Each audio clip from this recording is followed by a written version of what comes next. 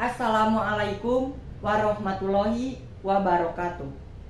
Tepangkeun wasta abdi Asep Jaka ti MA Nusantara Kecamatan Majalaya Kabupaten Bandung. Abdi bade ngadugikeun biantara ngeunaan Pancasila mangrupa ideologi nagara. Bismillahirrohmanirrohim. Alhamdulillahilladzi an'ama alaina binikmatil iman wal islam. Asyhadu alla ilaha illallah wa asyhadu anna muhammadar rasulullah. Allahumma sholli ala sayyidina Muhammad wa ala ali sayyidina Muhammad. Amma ba'du. Langkung ti payun hayu urang sanggakeun puji miwah syukur kehadirat Allah Subhanahu wa taala anu parantos maparin rahmat sinareng hidayah ka urang sadaya. Dugi ka urang tiasa patepang dina dinten anu endah ieu.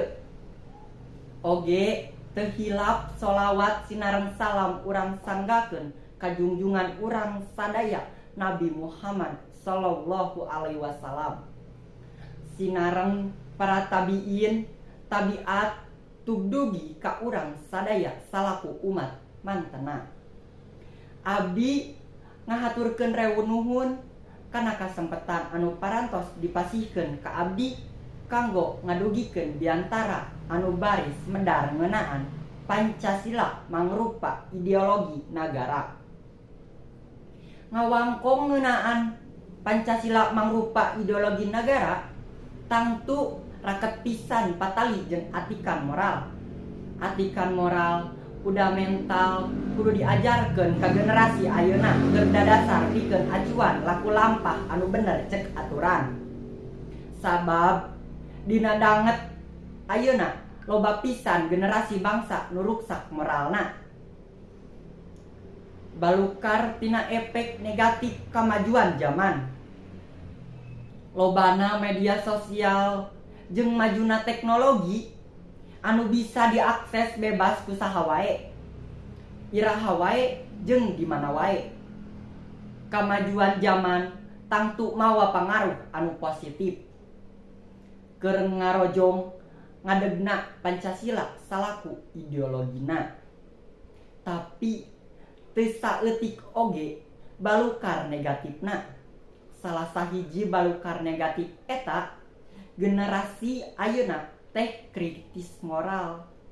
Krisis moral ngabalukarkeun laku lampah kajahatan nu teu saluyu jeung ideologi Pancasila.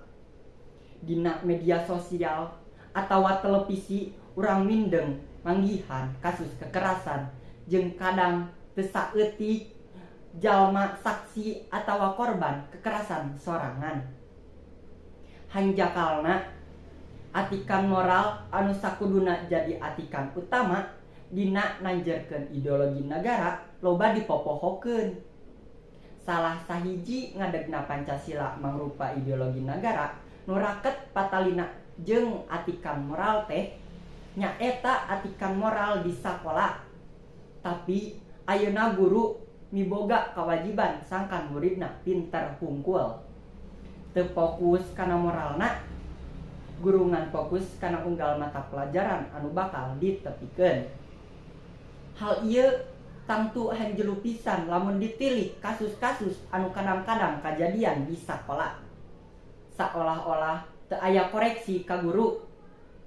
Sakola atawa madrasah ngan ukur nyadiaan fasilitas ngalewatan guru BP anu ditugaskeun pikeun nyindiran sikep siswa.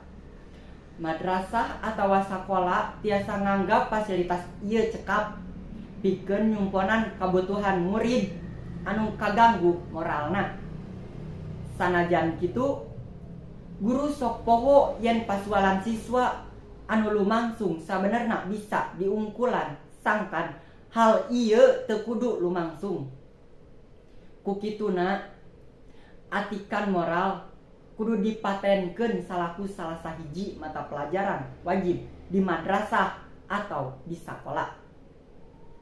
Ieu tangtu bisa dijadikeun koreksi kumaha pentingna atikan moral. Pikeun generasi ngora ulah bosen pikeun ngahontal cita-cita terus ikhtiar rajin diajar jeung ulah putus harapan. Salawasna hormat kakolot, guru cinta babaturan anjeun. Hiji hal anu pasti, hindarkeun kaributan, singkirkeun paripolah anu goreng, ngajembaran persatuan sarta ngajaga ngaran alus nagara urang Indonesia. Sakitu anu tiasa didogikeun, hatur nuhun. Hadirin hormateun simkuring, rupi kacakap sakieu diantara anu bisa didogikeun. Hapunten bilih aya saur teu kaukur, basa teu kareka, atanapi ucap anu kirang dina larapna. Hairul kalam.